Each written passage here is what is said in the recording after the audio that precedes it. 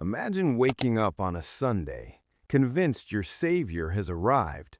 The crowd is screaming, Hosanna! You're ready for a revolution. Now, wake up on Friday. Same man, same city, same people, but now they're screaming, Crucify Him. How does a nation go from crowning a king to killing him before lunch? In 120 hours, the same mouths that shouted, Save us, will scream, Kill him. The reason? He refused to hate their enemies. This isn't just a story about betrayal. This is the blueprint for how the world rejects its only hope. And the answer will break your expectations in the next 20 minutes. You are a Jew in Jerusalem. Rome owns your streets. Your taxes fund a pagan empire. You are a foreigner in your own land. And here's what you know. Rome has already crucified 2,000 Jews outside Jerusalem. You've seen the crosses. You've smelled the death. That's why Sunday's hope is so desperate. Then, Sunday, before Passover, he shows up, Jesus, riding a donkey. But not just any donkey. The prophet Zechariah said 9 chapters earlier, Your king comes to you, righteous and having salvation, lowly and riding on a donkey. This isn't transportation. This is a press conference. He is publicly claiming the throne of David. The crowd gets it. They pull out Psalm 118, Hosanna, which literally means, Save us, please. They want a military conqueror. They want Roman blood on the pavement. But here is the problem you don't see yet. Jesus isn't riding toward the Roman garrison. He's riding toward a cross. The crowd wants a warrior. Jesus brought a funeral. And that mismatch, that irony, that is the engine that destroys the weak. Sunday night, Jesus does something strange. He goes to the temple, the heart of Jewish identity. He looks around. Then he leaves. No speech, no miracle, just an assessment. He sees the money changers, the livestock sales, the convenience store religion. And here is the rule you need to understand for this whole week. Jesus did not come to renovate the system. He came to replace it. Monday morning, the tension explodes. He sees a fig tree with leaves, signs of life, but no fruit. He curses it. It withers overnight. Then he walks into the temple and starts overturning tables. He doesn't just clean house. He is acting like the owner of the house. The religious leaders freeze. This man just claimed authority over the holiest place on earth. And that is when the switch flips. If he's not a political king, who does he think he is? Tuesday. The trap is set. Jesus passes the cursed fig tree. It's dead to the root. The symbol is complete. Israel has the leaves of religion, but no fruit of righteousness. Now the religious hit squad arrives. They ask about taxes, a trap. If he says pay, he's a traitor to Jews. If he says don't pay, he's a traitor to Rome. Jesus asks for a coin. Whose face is on it? Caesar's. Then give to Caesar what is Caesar's, and give to God what is God's. Silence. He just split the atom of political theology. But they don't walk away convinced. They walk away committed to murder. That night, Jesus gives the Olivet Discourse.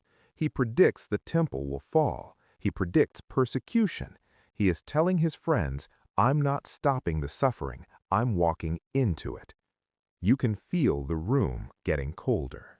Wednesday, the calm before the storm. The Gospels go silent on public events. Jesus hides in Bethany with Lazarus, Martha, and Mary. But inside that house, history turns. Mary takes a jar of pure nard, worth a year's wages, and breaks it over Jesus' feet. The room fills with fragrance. Judas Iscariot does the math. That could have fed the poor. Jesus shuts him down. Leave her alone. She has kept this for the day of my burial. Mary realized what nobody else did. Jesus isn't going to sit on a throne in a week. He's going into a tomb. That same night, Judas walks to the chief priests. "What will you give me to betray him?" 30 pieces of silver, the price of a slave. But here is the twist. Judas isn't selling Jesus because he hates him. Scholars like N.T. Wright and Bart Ehrman agree Judas likely expected Jesus to seize power as a political messiah.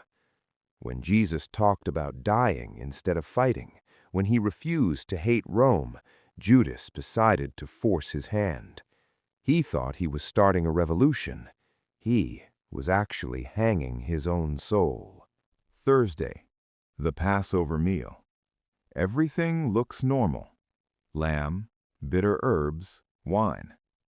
Then Jesus kicks off his robe, picks up a basin, and starts washing feet. The disciples freeze. Peter objects, "You will never wash my feet." Jesus replies, "Unless I wash you, you have no part with me." This is the upside-down kingdom. The king serves, the master washes. Then the moment. "This is my body, broken for you. This cup is the new covenant in my blood." He wasn't adding to the Old Testament, he was fulfilling it, becoming the final lamb so you'd never need another. No more animal sacrifices, no more annual atonement. But then we hit Gethsemane. Jesus falls on his face, sweat like drops of blood. Doctors call it hematohydrosis. Capillaries in the sweat glands rupture under extreme psychological stress. The fear alone was tearing his body apart. "Father, if you are willing, take this cup from me." The Son of God is asking for an exit ramp. And then he says the hardest words ever spoken. "Nevertheless, not my will, but yours." Midnight. Judas arrives with a mob. He kisses Jesus on the cheek, the signal. The betrayal with an embrace. Peter pulls a sword, cuts off a servant's ear. Jesus heals the ear. Then he says the most chilling line of the night. "Have you come out as against a robber with swords and clubs? Day after day I sat in the temple teaching, and you did not seize me." Translation: You are doing this in the dark because you know it's illegal. The trials begin. Annas, Caiaphas, the Sanhedrin. They break every rule. Jewish law requires trials in the daytime. This is at night. Requires 2 witnesses who agree. These witnesses contradict each other. Friday morning, 6 a.m., they hand Jesus to Pilate. 9 a.m. Friday, they nail him to the wood. The same hands that healed lepers are pinned open. At noon, the sky goes black. For 3 hours, silence. No quotes, no miracles, just darkness. At 3 p.m., he shouts, "It is finished." Not, "I am finished." Tetelestai, the Greek word for a debt paid in full. Then the earth shakes. Geology confirms a significant earthquake hit Judea during Pilate's reign. The massive curtain in the temple, 60 feet high, 4 inches thick, rips from top to bottom. That's theology. God ripped open the barrier between holy and common.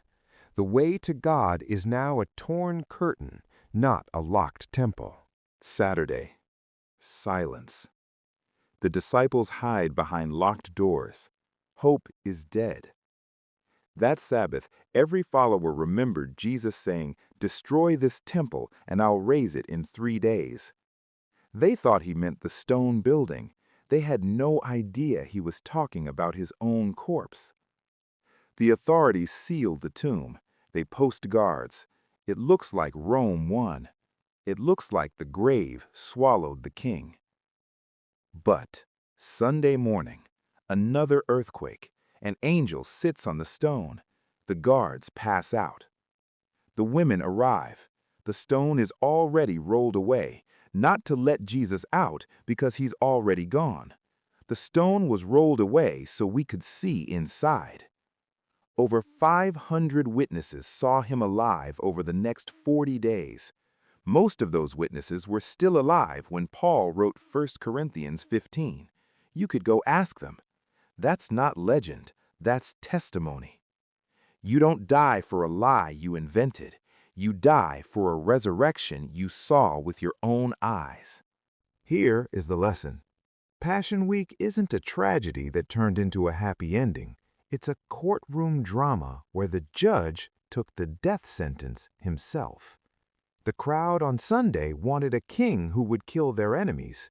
The crowd on Friday got a king who died for their enemies. You have the same choice they did. Do you want a Jesus who gives you what you want?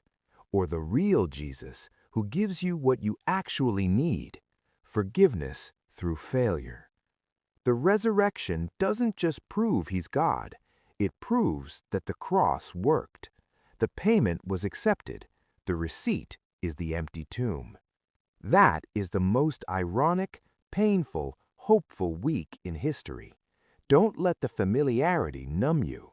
He rode in on a donkey, he walked out on empty air, and he's still the only king who conquers by dying. Subscribe for the next video, why Friday to Sunday is 3 days and 3 nights, including the exact Jewish calendar proof that shuts down skeptics. Because the math of mercy is better than you think.